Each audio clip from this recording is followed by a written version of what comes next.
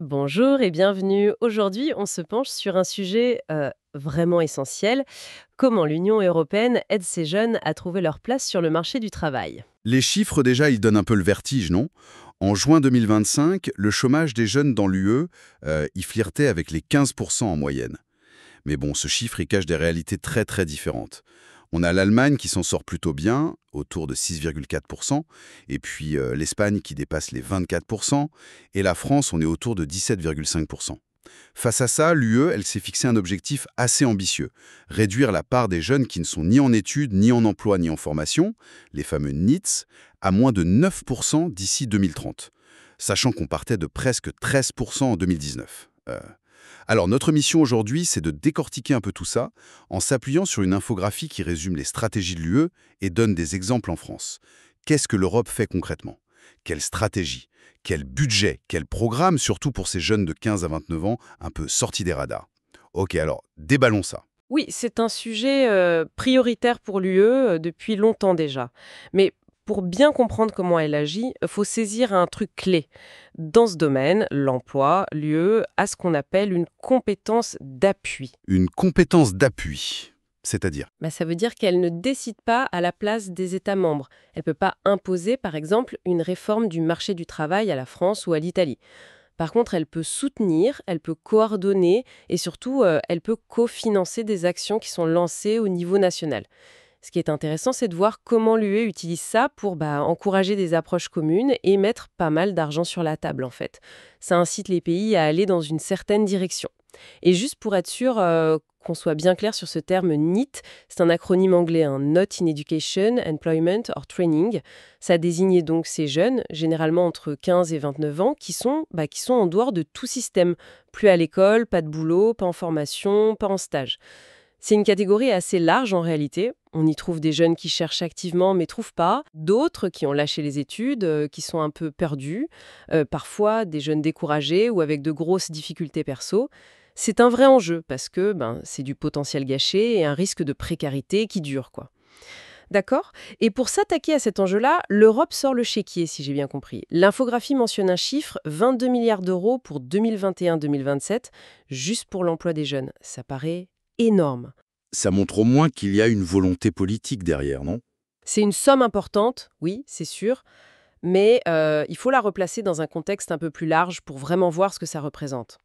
Ces 22 milliards, en fait, ils font partie d'une enveloppe beaucoup plus grosse, celle du Fonds social européen plus, le FSE+. Ah oui. Et là, attention, on parle d'un budget total de 142 milliards d'euros pour la même période, 2021-2027. 142 milliards? Ah oui, d'accord, voilà. Le FSE+, c'est vraiment le bras armé financier de l'UE pour tout ce qui est investissement dans les personnes. Emploi, éducation, formation, inclusion sociale, c'est le principal levier financier pour que les ambitions politiques deviennent des actions concrètes sur le terrain. Donc, ces 22 milliards pour les jeunes, c'est une part importante de ce très gros fonds structurel. Je vois. 142 milliards au total pour le FSE+, et dedans une bonne part pour les jeunes. Mais alors, comment cet argent arrive concrètement dans la vie des gens? L'infographie donne un exemple qui parle. 86 milliards d'euros de ce FSE+, iraient pour financer la garantie européenne pour la jeunesse. Ça a l'air d'être le programme phare. Et on voit aussi que ça finance des trucs nationaux, comme le contrat d'engagement jeune en France. Donc le lien entre l'argent européen et les actions locales, il est direct. Justement, cette garantie pour la jeunesse. Parlons-en. C'est sûrement l'initiative de l'UE la plus connue là-dessus. Elle vise les 15-29 ans. Et la promesse, elle est forte. Proposer une offre de qualité emploi, formation, apprentissage ou stage dans les 4 mois après la sortie de l'école ou la perte d'un emploi. Sur le papier, c'est un engagement costaud. L'impact annoncé est assez fou aussi. L'infographie dit que 50 millions de jeunes ont déjà été aidés. C'est énorme, 50 millions. Mais est-ce qu'on sait ce que ça veut dire aider concrètement? Est-ce que ça veut dire un job durable ou plutôt un petit stage? Une formation rapide? La qualité de l'offre et sa durée? C'est ça le vrai défi, j'imagine. C'est une excellente question. Et c'est tout à fait ça, c'est le point crucial. Le chiffre de 50 millions, bon, il est impressionnant, il montre que le dispositif touche beaucoup de monde, mais l'efficacité réelle et la nature de l'aide, ça varie énormément d'un pays à l'autre. et même d'une région à l'autre. La qualité de l'offre, c'est un objectif, mais c'est pas toujours facile à atteindre. Certains pays arrivent mieux à orienter vers des emplois stables, des formations qualifiantes. D'autres proposent peut-être plus de stages courts. L'UE pousse vers la qualité, bien sûr, via des recommandations, le partage de bonnes pratiques, mais la mise en œuvre, ça dépend vraiment des structures nationales, les services de l'emploi, les systèmes de formation. Et c'est justement parce que cette garantie seule, elle suffit pas toujours, qu'il y a d'autres initiatives à côté. Prenons par exemple ALMA, ça veut dire Aim, Learn, Master, Achieve, viser, apprendre, maîtriser, réussir.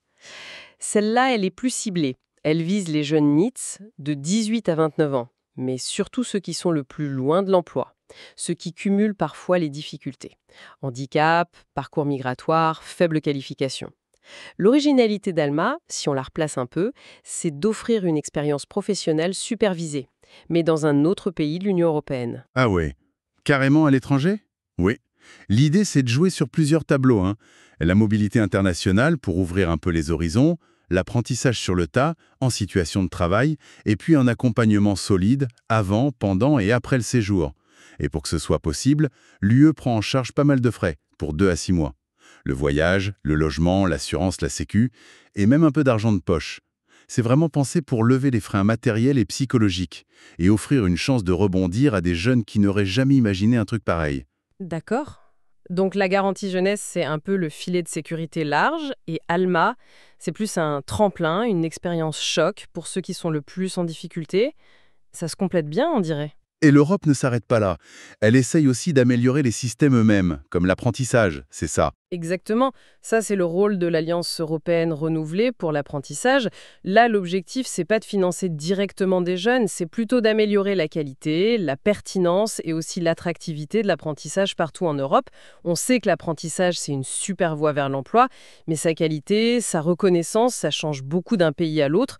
Donc cette alliance, elle cherche à pousser les réformes nationales, à promouvoir des standards de qualité et à soutenir les acteurs clés. Et qui sont ces acteurs clés? L'infographie parle des partenaires socio-économiques, des PME, des coalitions nationales. Oui, alors les partenaires socio-économiques, c'est en gros les organisations d'employeurs, les fédérations professionnelles et les syndicats de salariés.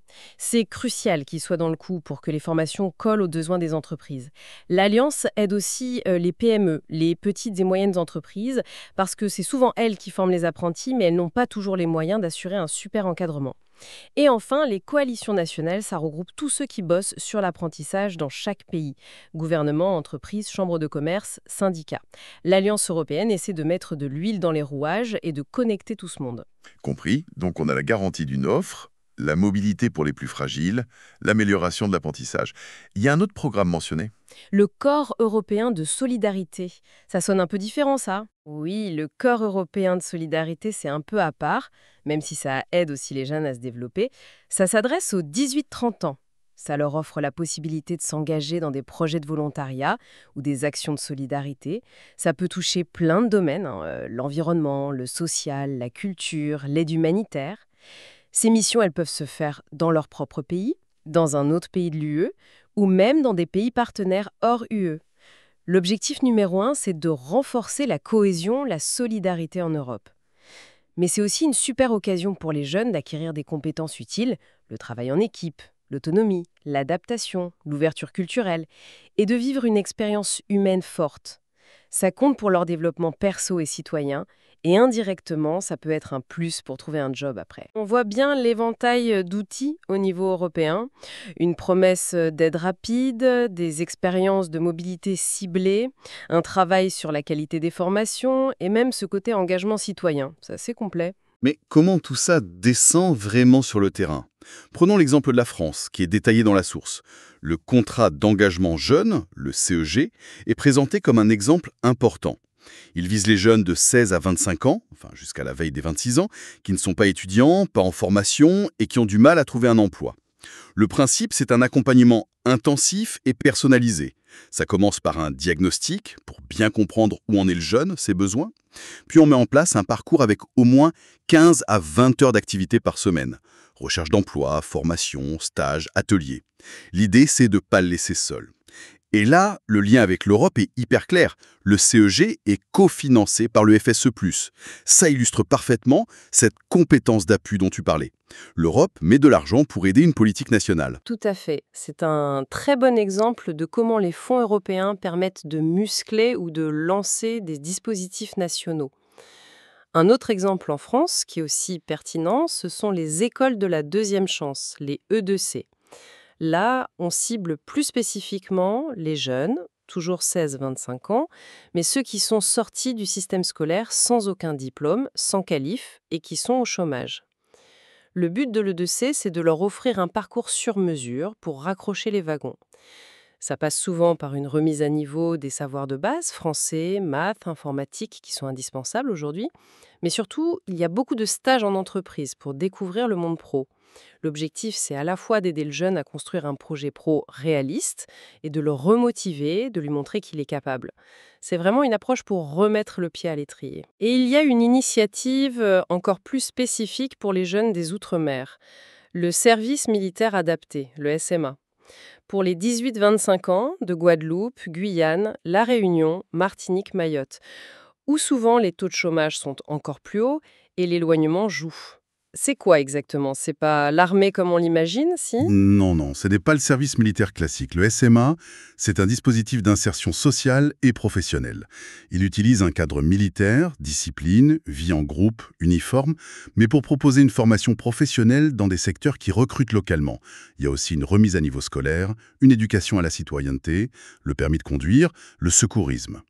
C'est une formule qui marche bien pour des jeunes parfois en rupture. Ça leur donne un cadre très structurant et des perspectives concrètes d'emploi ou de formation après.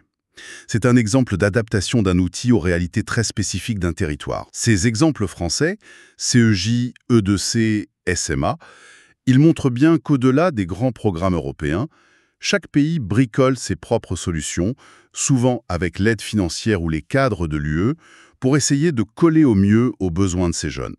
C'est cette articulation entre l'Europe et le terrain qui a l'air essentielle. Absolument. Et pour les jeunes, ou leurs familles, ou les pros qui les suivent, qui essayent de s'y retrouver dans tout ça en France, l'infographie rappelle quelques portes d'entrée utiles. D'abord, France Travail, le nouveau nom de Pôle emploi. C'est l'acteur public principal. Leur site .francetravail.fr accueille. Il y a aussi la plateforme du gouvernement, Un jeune, une solution, unjeune-une-solution.gouv.fr, qui essaie de centraliser un peu tout. Offre d'emploi, stage, alternance, aide. Pour regarder plus du côté européen, surtout pour la mobilité ou le volontariat, il y a le portail européen de la jeunesse, youth.europa.eu, et aussi youth.europa/en France. Et enfin, les structures comme le Centre d'information et documentation jeunesse, le CIJ, avec son site cij.com et ses antennes locales. Il donne des infos et des conseils sur tout. Orientation, études, emploi, logement, santé. Bon, c'est vrai que naviguer dans tout ça, ça demande déjà pas mal d'énergie d'être bien informé. C'est clair. Bon, alors, si on essaye de résumer un peu tout ce qu'on vient de voir, on a cet engagement financier européen important, les 22 milliards spécifiques pour les jeunes, dans l'énorme FSE+, de 142 milliards. On a identifié des programmes clés, comme la garantie pour la jeunesse, avec sa promesse d'une solution rapide, et des initiatives plus pointues comme ALMA pour la mobilité des plus défavorisés. On a aussi noté l'importance donnée à la qualité de l'apprentissage et à l'engagement citoyen. Et tout ça avec un objectif chiffré en tête, faire baisser fortement le nombre de NEETs d'ici 2030. L'arsenal européen est donc plutôt bien fourni. Oui, l'idée maîtresse à retenir, c'est vraiment cette approche à plusieurs niveaux, L'Union européenne, elle donne le cadre général, une impulsion politique forte et surtout un soutien financier qui n'est pas négligeable. Elle fixe des objectifs communs, comme avec la garantie jeunesse. Elle innove avec des programmes comme ALMA. Mais au bout du compte, la réussite, elle dépend de la capacité des États membres à prendre ces outils, à les adapter à leur sauce nationale et à les mettre en œuvre efficacement sur le terrain. On l'a bien vu avec les exemples français du CEJ, de l'E2C ou du SMA. Et cette combinaison, elle est absolument cruciale.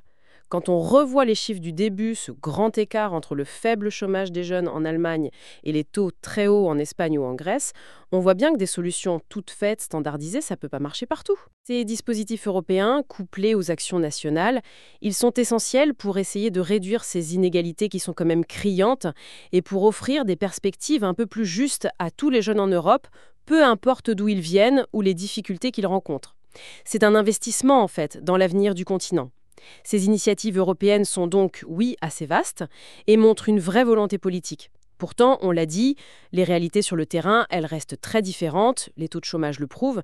Du coup, ça soulève une question importante pour la suite. Au-delà des structures, des budgets, quels sont les facteurs un peu plus invisibles, les particularités culturelles, la force du tissu économique local, les liens entre l'école et le monde du travail, peut-être même les mentalités qui font que ces programmes européens vont vraiment prendre et être efficaces une fois appliqués dans un pays ou une région donnée. Et comment on pourrait faire pour rendre ces outils, qui sont pensés au niveau européen, encore plus souples, plus adaptables, pour qu'ils répondent encore mieux aux besoins spécifiques de chaque endroit et qu'ils aient vraiment un impact maximal sur la vie des jeunes. C'est sans doute là que se trouve le prochain défi.